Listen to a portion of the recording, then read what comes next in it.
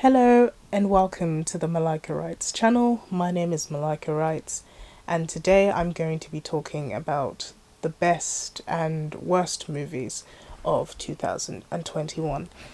So, the movies I want to talk about, the criteria I'm sort of judging them by are how well they tell their stories and how well they sort of work on their characters.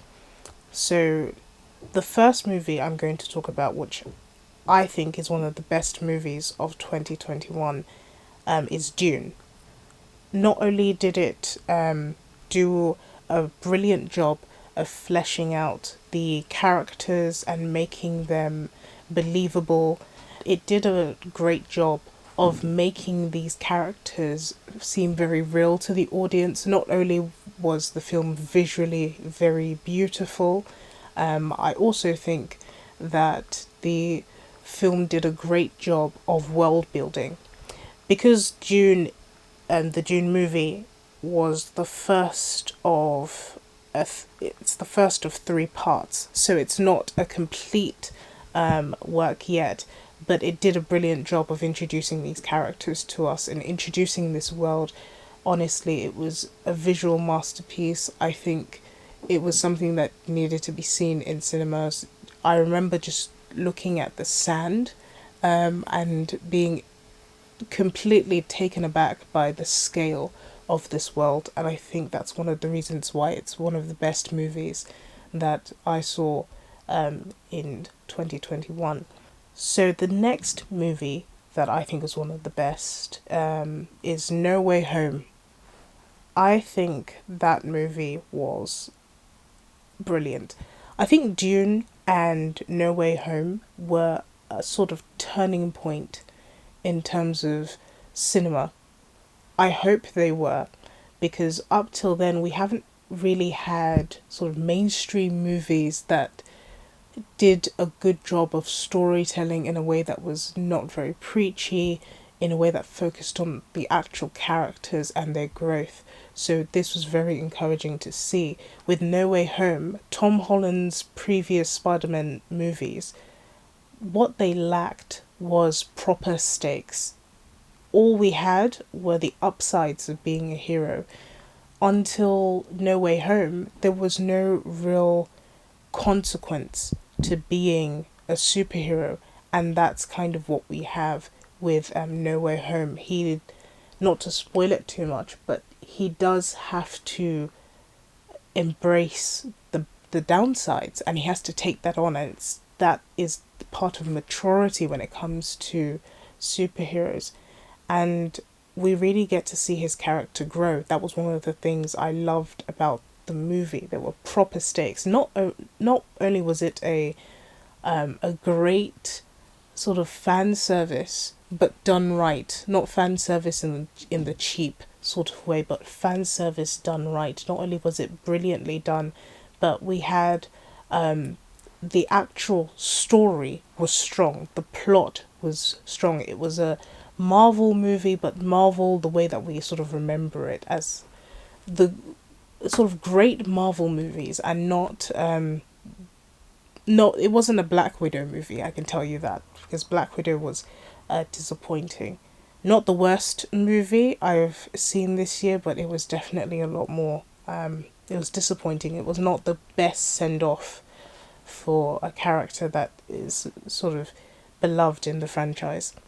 So the next movie that I think was one of the best movies that I watched this year, and I actually did a video about this movie, The Green Knight. I know that not everyone loved this movie because it did come across as a little bit, I hate to say the word pretentious, but it did come across a little bit lofty. However, I think that this movie was well told. I think it had a lot of symbols in there that are useful. I've done a whole video sort of covering the story and how it talks about masculinity, but I think that this movie is one that will stand the test of time because it has such a strong archetypal basis. Movies that do well, stories in general that do well, are stories that have a good archetypal basis, because then they cut across culture and time, and they're not bound by their immediate circumstances. They can actually be watched at any time in history and they will still make sense, and they will still be able to resonate with an audience. And I think that is what makes these three movies that I've sort of picked out, that's what makes them stand out. The fact that no matter what time or place you're watching them, they are still great movies. Even if you are not the greatest Spider-Man fan, even if you've never watched the movies, No Way Home would have still been a great movie because it had a good, strong plot. It had an archetypal plot.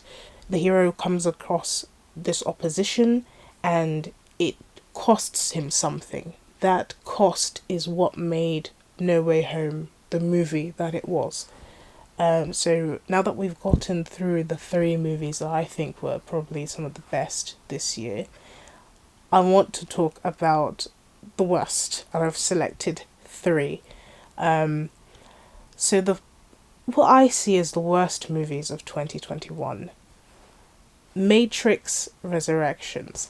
Okay, The Matrix is a classic. So this movie had a lot of high expectations going in, and that's sort of the unfortunate thing, because a lot of people were expecting a lot from it. So it was always going to be something that either it exceeded expectations or it was going to get bad press anyway. But it did a lot worse than people were thinking it was going to do. I think that one of the biggest things with this movie for me was the sentiment that it didn't need to be made. So nothing in the plot mattered, because there was always a sense that the stakes were not very high, as if nothing really mattered. So when we're looking at the movies that I've mentioned before and how great they were because of their stakes and because of their archetypal story, this Matrix Resurrections didn't have that. It didn't have this story that we could latch onto. It didn't have this basis that could give it some strength. It fell very flat, and that was one of the unfortunate things about Matrix Resurrections. So the next movie is a typical example of a bad movie geared towards young adults, and this is something that I've spoken about before on my channel, because there is a notorious level of bad writing when it comes to the YA fiction genre. I think that it is a little bit disrespectful that anything written for young adults is just bad. And this is not to say that everything written for young adults is terrible. I have a whole video where I talk about books written for young adults that are actually brilliant and surprised me. But for the most part, what tends to become very popular in the YA fiction genre is trash, and everyone knows it's trash, but we seem to accept it because there's this perception that if it's for young people, then it doesn't matter the quality. And to some extent, it's young people themselves who perpetuate this sort of behavior, because they will buy anything that's trash so long as it gives them that quick gratification, so long as it has the lovers to enemy tropes, so long as it has the toxic boy who can be changed by the good girl, they will latch onto it even if it's a horrible and toxic story. And obviously there is an archetypal sort of explanation for that, but I do think that it's not the greatest thing to continue churning out stories that are horrible just because they appeal to an audience that I don't want to be rude and say they don't have good taste, but yes, After We Fell is a terrible movie. There is no character arc whatsoever, which is my biggest issue with After We Fell. It would be different if the characters went through some sort of maturity. But After We Fell is, I think, the third movie at this point, and it's still terrible. It's The characters have not changed. In fact, they seem to get worse with every movie, and you couldn't even call it a reverse character arc because they're not getting significantly worse. They just seem, it's not like they're getting, okay, let me rephrase this, because it's not like they're getting worse. In fact, what is happening is that we're just seeing more of them, and so it feels like they're getting worse, but they're not. They're staying exactly the same, but the more the viewer is exposed to them, the more of an issue we have with them.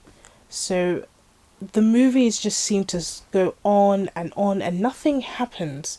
There are no stakes because they get together again and they always end up together, and no matter what happens, they always end up together.